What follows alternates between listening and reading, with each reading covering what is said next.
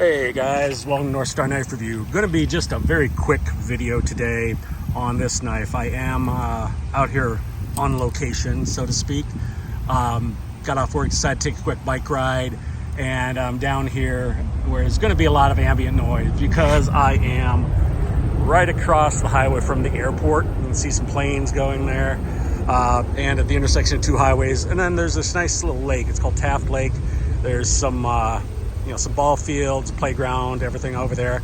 Got a nice little biking path around it, but it is in a pretty loud location. But anyway, I'm gonna do this quickly. This is the cold steel Kudu. Pretty big knife. This thing is 10 inches.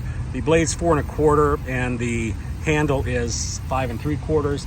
Handle is made of what Cold Steel calls Zyx, which is a Zytel plastic.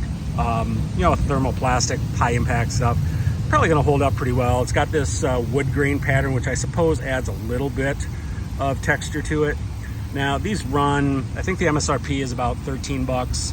You can usually get them, wherever for 9 or 10.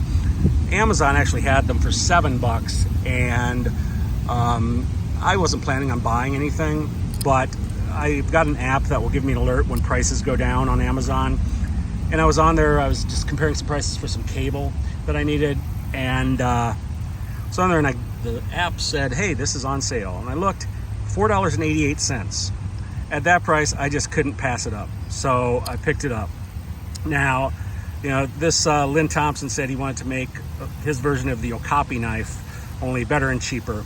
Certainly seems cheaper. Whether it's better or not, I don't know, because I don't have an Okapi. If you have both, let me know what you think about the differences.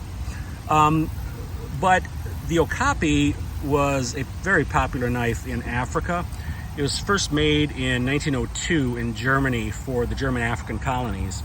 And then in 1988, a South African company bought the name and started making them in Africa. And they have been popular in Africa and parts of the Caribbean for a long time because they're an inexpensive knife and they're useful. You've got a lot of size on this.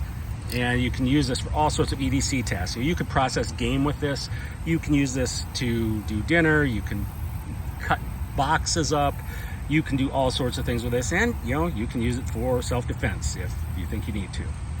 Anyway, this is the cold steel version of that. And it is in 5CR15 MOV steel. The originals of these Kudus, and they've been making these for, I don't know, maybe 10, 12 years, I think. The originals used Krupp's 4116 steel. 5CR is just the Chinese version of that. So it's basically the same steel, only the Chinese version rather than the German version. Probably because it's cheaper since these are made in China. It's also basically the equivalent of a 420HC metallurgically. So, it's gonna perform okay. It's a pretty thin blade, you can see. But it's going to perform okay, I think. I've had it for a couple days now, carrying it, and used it for a few things, and I kind of like it. This ratcheting system with the ring lock, there is a Kudu light that's only a slip joint, but you can see here, you've got the lock back on here. You pull up, and you can do this one-handed.